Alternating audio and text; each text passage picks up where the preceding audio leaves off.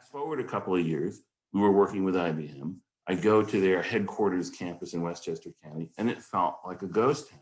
Why? Because they still had the physical infrastructure. They didn't have a digital platform to give people lots of choice. It was more binary. It wasn't, hey, I'm going to pop in for a couple of hours. Even the location of the site, you had to plan, you had to drive. Instead, what IBM did was they said, look, it really is up to you. We're not going to give you a hotel experience. One of the things Ernst & Young did is you'd have a trunk with your name on it, put all your office junk in it, lock it up at the end of the day. A porter would come and take it and store it.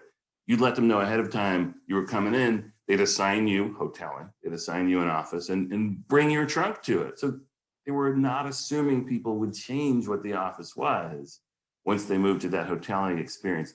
IBM then took a halfway point that was more successful and basically said, come in, reserve a room. You can choose with some flexibility where you want it to be and just come in and work. We're not going to have all the hoteling stuff going.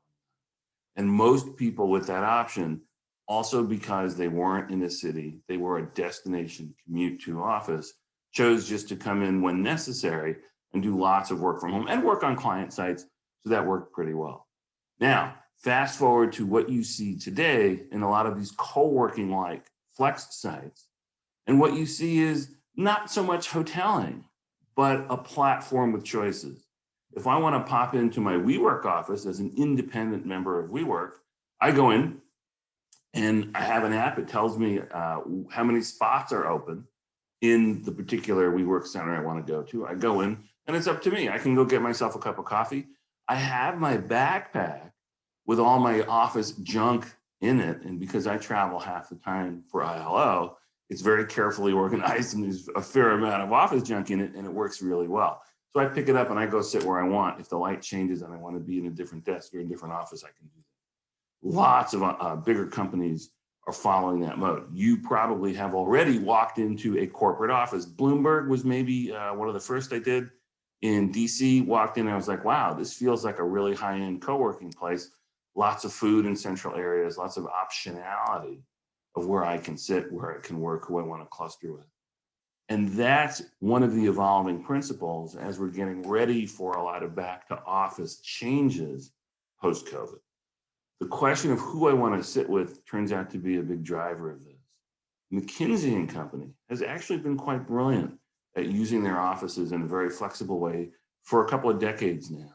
And that, in their case, is really driven by an internal market for talent. And this is maybe the key point. We need to connect not only how we think of the office, but how we think of teams as we go back to the office in the most effective way.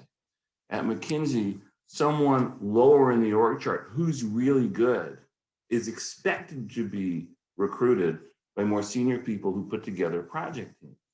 The better they do, the more options they might have to move side to side.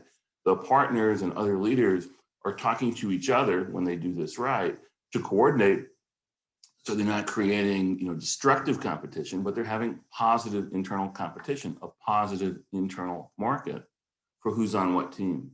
And the flex workspace just fits that like a glove.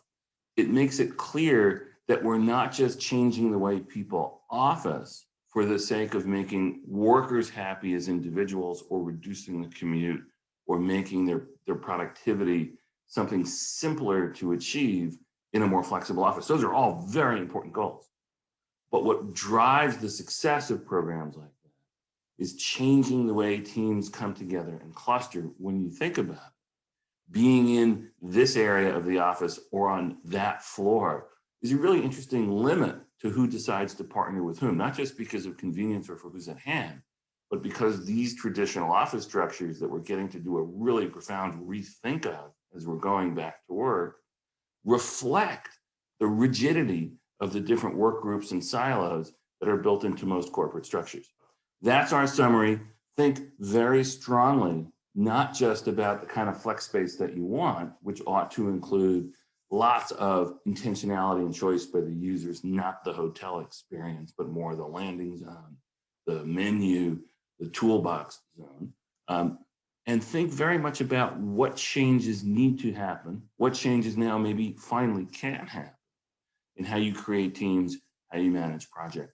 Space and that kind of management are deeply woven together. If your organization is only thinking about space as space and flex as flex, and some of the great social benefits of less commuting, et cetera, and not thinking about, so, okay, how does this change affect it? This change, how do we form teams? Do we have a good internal marketplace for talent? If not, we should. Thank you very much. See you again.